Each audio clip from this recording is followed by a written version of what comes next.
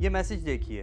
کیا آپ کو بھی اپنے موبائل نیٹ ورک کی طرف سے کوئی ایسا میسج ریسیو ہوا ہے جس میں آپ کو پوائنٹس کے بدلے کوئی چیز دینے کی آفر کی گئی ہو؟ فار ایگزامپل کہ آپ کے پاس 9,000 سم تھنگ پوائنٹ ہیں جن کے بدلے جنہیں ریڈیم کرا کر آپ کوئی اسپیکر یا موبائل فون وغیرہ لے سکتے ہیں۔ لیکن اگر آپ کے پاس کوئی ایسا میسج آیا ہے تو اس لنک کو ہرگز کلک نہ کریں، کیونکہ یہ آپ کے ساتھ ایک بڑے اسکیم کی وجہ بن سکتا ہے۔ پاکستان میں موبائل نیٹ ورکس یا بالخصوص ایک موبائل نیٹ ورک کی طرف سے اپنے صارفین کو ایک میسج ریسیو ہوا ہے، اور وہ اسی چیٹ میں ریسیو ہوا ہے جس سے اس کمپنی کے دیگر میسیجز آتے ہیں، جیسے بیلنس لوڈ کرنے کے یا اکاؤنٹ میں بیلنس کی کمی وغیرہ کے جو میسیجز آتے ہیں وہ اسی چیٹ میں ریسیو ہوا ہے صارفین کو۔ اچھا، یہ مجھے میسیج موصول ہوا ہے جیس کی طرف سے، اور یہ جیس کا اپنا ہی میسیج کا جو پورٹل ہوتا ہے پورا وہ ہے، اور اس میں نیچے مجھے میسیج موصول ہوا ہے کہ میرے پاس کچھ پوائنٹس ہیں، اور ان پوائنٹس کو جو ہے اویل کرنے کے لیے مجھے اس لنک پہ کلک کرنا پڑے گا۔ اور پھر اس کے بعد جب میں نے لنک اوپن کیا تو کچھ چیزیں تھیں جیسے کہ اسپیکرز ہو گئے، ہیڈ فونز وغیرہ ہو گئی،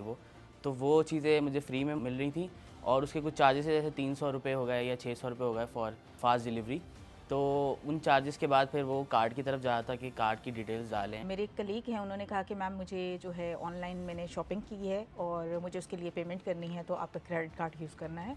اگر آپ یوز کرتی ہیں تو۔ آئی واز لائک کہ ٹھیک ہے آپ کر لیں۔ ان کو کوئی ڈیل مل رہی ہے جو کہ وہ بائی کرنا چاہ رہے ہیں، اور اس کے لیے انہیں 300 روپیز کی ٹرانزیکشن کرنی ہے، جو کہ پاکستانی 300 روپیز بنتے ہیں۔ جب ہم نے وہ ٹرانزیکشن کی تو مجھے میسج ریسیو ہوا کہ CHF 261 چارج ہوئے ہیں انسٹیڈ آف PKR 300 روپیز۔ فوراً سے میں نے اپنے بینک کے ریپریزنٹیٹیو کو کال کی ہیلپ لائن پہ، ان کو ساری ڈیٹیلز بتائی کہ یہ آئی فیل لائک کہ یہ اسکیم ہوا ہے، اور اس کے اکارڈنگلی آپ مجھے بتائیں کہ جو میری لاسٹ ٹرانزیکشن 11:58 پہ ہوئی ہے آج کی ڈیٹ میں،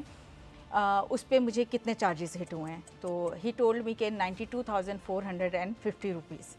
اور اس کے اوپر آپ کو انٹرنیشنل ٹرانزیکشن کے جو ہے 4.5% چارجز ہٹ ہوں گے، along with that آپ کو FED 16% چارج ہوگا، اور اگر آپ فائلر ہیں تو 5%، اور نان فائلر ہیں تو 10% آپ کو پے کرنا پڑے گا، جو کہ اپروکسیمیٹلی اماؤنٹ بنتی ہیں 1,20,000 اراؤنڈ